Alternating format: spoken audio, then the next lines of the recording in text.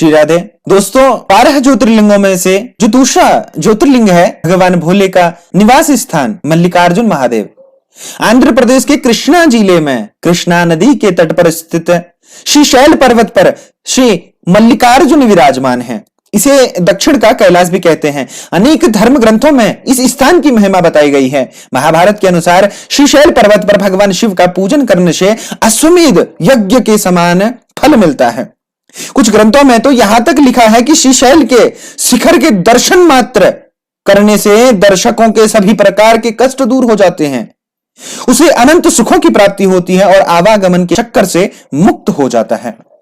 पौराणिक कथा बताने से पहले दोस्तों, अगर आपने हमारे YouTube चैनल को सब्सक्राइब नहीं किया है तो हमारे YouTube चैनल को सब्सक्राइब कर लें और कमेंट में हर हर महादेव लिखना ना भूलें। दोस्तों, पौराणिक कथा कुछ इस प्रकार है कि शिव पार्वती के पुत्र स्वामी कार्तिकेय और गणेश दोनों भाई विवाह के लिए आपस में कलह करने लगे।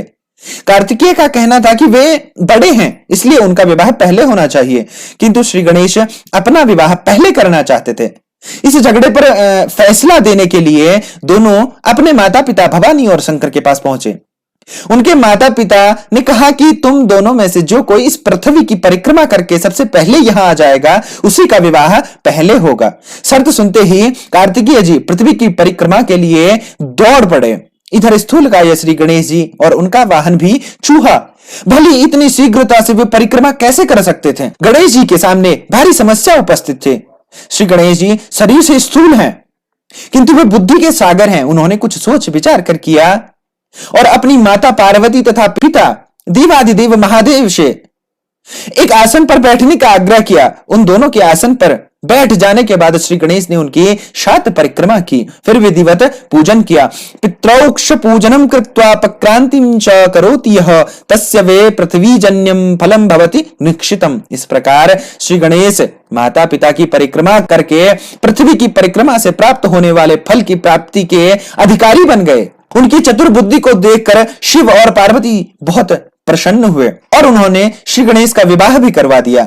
जिस समय स्वामी कार्तिकेय संपूर्ण पृथ्वी की परिक्रमा करके वापस आए उस समय श्री गणेश जी का विवाह विश्व रूप प्रजापति की पुत्रियों सिद्धि और बुद्धि के साथ हो चुका था। इतना ही नहीं, श्री गणेश जी को उनकी सिद्धि नामक पत्नी से क्षेम तथा बुद्धि नामक पत्नी से लाभ, ये 2 पुत्र रत्न भी मिले थे।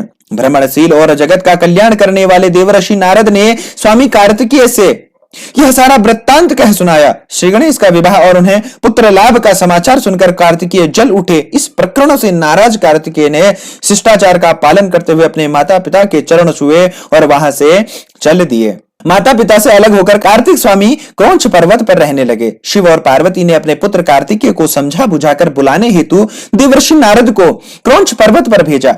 देवर्षि नारद ने बहुत प्रकार से स्वामी को मनाने का प्रयास किया किंतु वे वापस नहीं आए। उसके बाद कोमल हृदय माता पार्वती पुत्र स्नेह में व्याकुल हो उठी। वे भगवान शिव जी को लेकर क्रौंच पर्वत पर पहुंच गई। इधर स्वामी कार्तिकेय को क्रौंच पर्वत अपने माता पिता के आगमन की सूचना मिल गई और वे वहां से 3 योजन अर्थात 36 किलोमीटर दूर चले गए।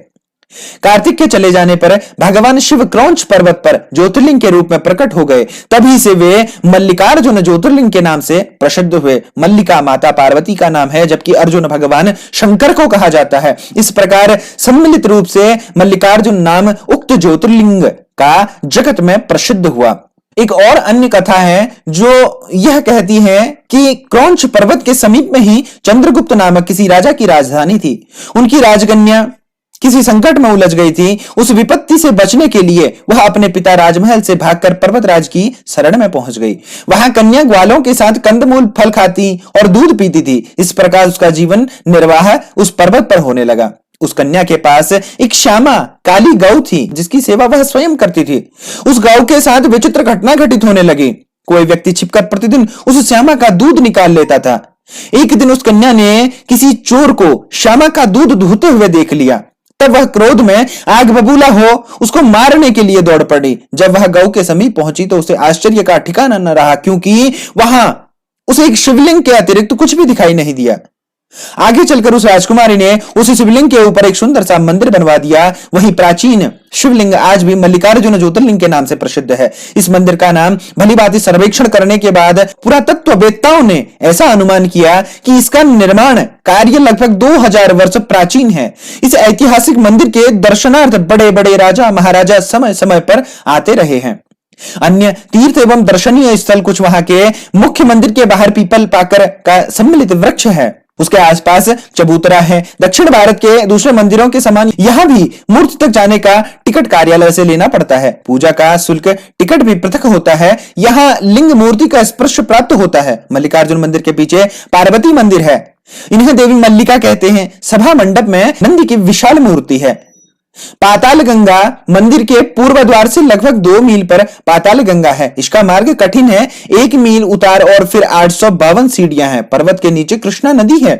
यात्री स्नान करके वहां से चढ़ाने के लिए जल लाते हैं। वहां कृष्णा नदी में 2 नाले मिलते हैं। वह स्थान त्रिवेणी कहा जाता है। उसके समीप पूर्व की ओर एक गुफा है। भैरवादि मूर्तियां हैं। यह गुफा कई मील गहरी कही जाती है। अब यात्री मोटर बस से 4 मील आकर कृष्णा नदी में स्नान करते हैं। भ्रमरांबा देवी मल्लिकार्जुन मंदिर के पश्चिम में 2 मील पर यह मंदिर है। यह 51 शक्तिपीठों में से एक है। यहां सती की ग्रीवा गिरी थी। शिखेश्वर मल्लिकार्जुन में से 6 मील पर शिखेश्वर तथा हाटकेश्वर मंदिर है। यह मार्ग बहुत कठिन है।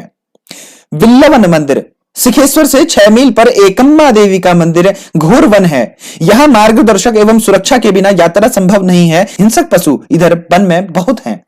उसके बाद श्रीशैल का यह पूरा क्षेत्र घोर वन में है। अत्यंत मोटर मार्ग ही है। पैदल यहां की यात्रा केवल शिवरात्रि पर होती है। विजयनगर के महाराजा द्वारा निर्माण आज के लगभग 500 वर्ष पूर्व श्री विजयनगर के महाराजा कृष्ण राय यहां पहुंचे।